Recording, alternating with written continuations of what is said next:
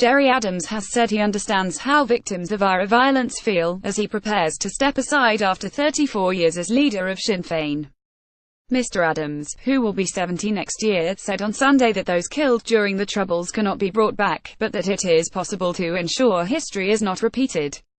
He said he and the late Martin McGuinness helped to bring about political change and that there is no reason for anyone else to die because of political conflict on the island of Ireland.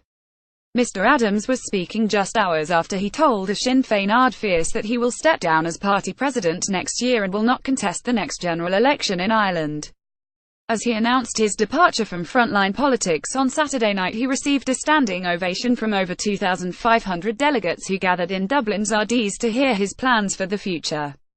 It was noted by some critics that he did not mention any victims of IRA violence during his speech. Commenting on the criticism, he said, "There have been many victims. I have a particular affinity with those who were victims of the IRA because obviously throughout my political life I have defended the IRA. But I understand how people feel." Speaking on RTE's The Week in Politics, he added, "The war is over. One of the great achievements, and that will not bring back the dead, but one of the great achievements in Irish history. John Hume was there, others were there, but I and Martin McGuinness were there, was to bring about a peace process. We have to go forward." Mr. Adams said he lost family members during the Troubles, that he himself had been shot, and that his neighbours in Ballymurphy and West Belfast are still waiting for an inquest more than 4 decades after the Ballymurphy massacre. "We can't bring those folks back, but what we can do is to ensure it never ever happens again," Mr. Adams said.